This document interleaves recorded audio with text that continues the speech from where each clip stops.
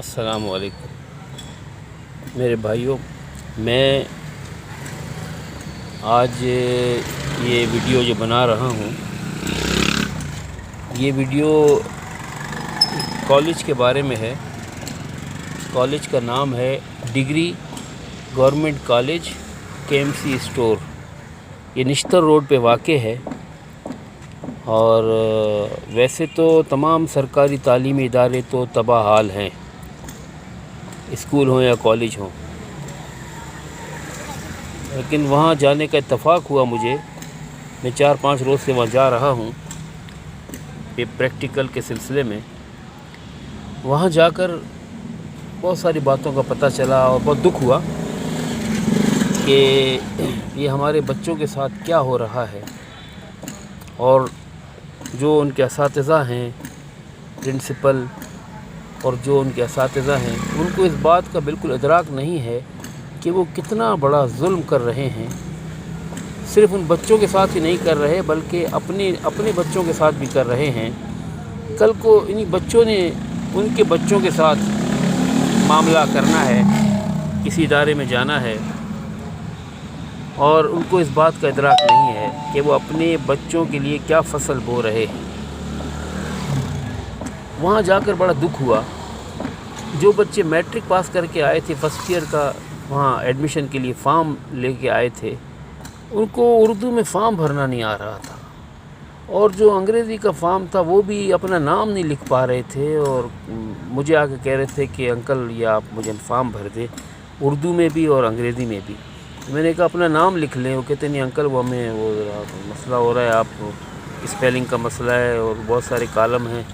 مجھے بڑا دکھ ہوا کہ یہ کون سے اسکولوں سے پڑھ کر آئے ہیں، سرکاری اسکولوں سے پڑھ کر آئے ہیں، تو یہ ان کی حالت ہے۔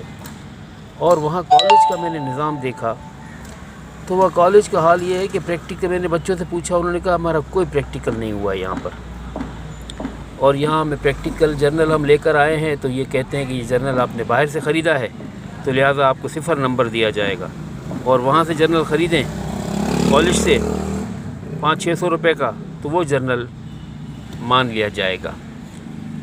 اور دوسری بات یہ کہ بچوں نے بتایا کہ ہم ایڈمیشن فارم لیتے ہیں تو ہم سے 200 روپے لیے جاتے ہیں، ایڈمٹ کارڈ لینے آتے ہیں تو 500 روپے لیے جاتے ہیں۔ اور پھر کل وہ یہ کہہ رہے تھے کالج والے کہ جی یہ ہفتے کا دن، آج انٹر کے فارم جمع کرانے کی آخری تاریخ ہے، آج کے بعد جو فارم جمع کروانے آئے گا اس سے 2000 روپے لیے جائیں گے۔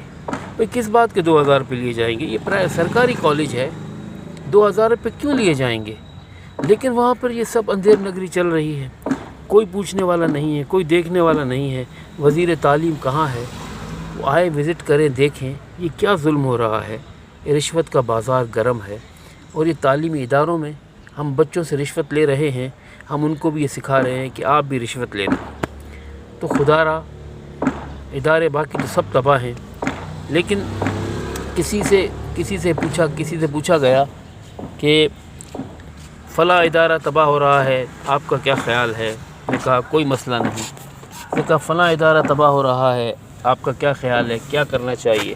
تو اس شخص نے کہا، بڑا دانشور تھا اپنے اس ملک کا، اس نے کہا کوئی مسئلہ نہیں۔ جب اس سے یہ کہا گیا کہ تعلیمی ادارے تباہ ہو رہے ہیں تو اس نے کہا نہیں، پوچھا اس نے کہا اساتذہ ہیں، تعلیمی ادارے ہیں، تعلیم صحیح چل رہی ہے تو فکر کرنے کی ضرورت نہیں ہے کہ قوم دوبارہ کھڑی ہو جائے گی، لیکن ہمارے تو تعلیمی ادارے تباہ ہو گئے، ہمارے اساتذہ خود نقل کروانے کے پیسے لیتے ہیں، خود رشوت لیتے ہیں بچوں سے، تو ہم کہاں جا رہے ہیں؟ ہم تو نہیں باقی رہ سکتے۔ یہ جو تعلیمی معاملات جو اتنے بگڑے ہوئے ہیں، ہمارے سرکاری اسکول، ہمارے سرکاری کالج، یہاں تو تعلیم کا جنازہ نکل چکا ہے، اور جو نسل تیار کر کے دی جا رہی ہے پچھلے 30-40 سالوں میں، وہ جو گل کھلا رہے ہیں، اور مزید 40-50 سال آگے جو کچھ ہوگا تو ہم بحیثیت قوم نہیں زندہ رہ سکتے، ہم تباہ ہو جائیں گے یا کسی کی غلامی میں چلے جائیں گے۔ تو میری گزارش ہے والدین سے، اور جو علاقوں میں سیاسی سماجی لوگ ہیں وہ تو دیگر ایشوز پہ تو بہت بات کرتے ہیں کہ جی سیوریج کا نظام خراب ہے، پانی نہیں مل رہا، بجلی نہیں ہے، گیس نہیں ہے، لیکن ان کو بھی اتنا شعور نہیں ہے، تعلیم سے متعلق کوئی سنجیدگی نہیں ہے کہ یہ کتنا سنجیدہ معاملہ ہے۔ خدا را ان سے میری گزارش ہے کہ وہ اس پر توجہ دیں، اور اپنے علاقوں میں اسکولوں کا جائزہ لیں، ان کو چیک کریں، کالجوں کا جائزہ لیں، ان کو چیک کریں وہاں کیا تعلیم ہو رہی ہے، وہاں بچوں کے ساتھ کیا سلوک کیا جا رہا ہے۔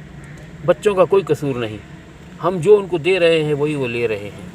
تو خدا را اس پر سنجیدگی سے غور کیا جائے اور اس پر توجہ دی جائے۔ سیاسی جماعتوں سے بھی میری گزارش ہے، دینی طبقے سے بھی، سماجی سے بھی، اس سے بالکل بالا تر ہو کر آپ لوگ اپنے اپنے آبادی میں مل کر کمیٹیاں بنائیں اور اس پر اس کا جائزہ لیں، اس کو چیک کریں۔ اللہ ہمارا حامی و ناصر ہو اور ہمیں اس کی سنگینی کو سمجھنے کی توفیق عطا فرمائے۔ اللہ حافظ۔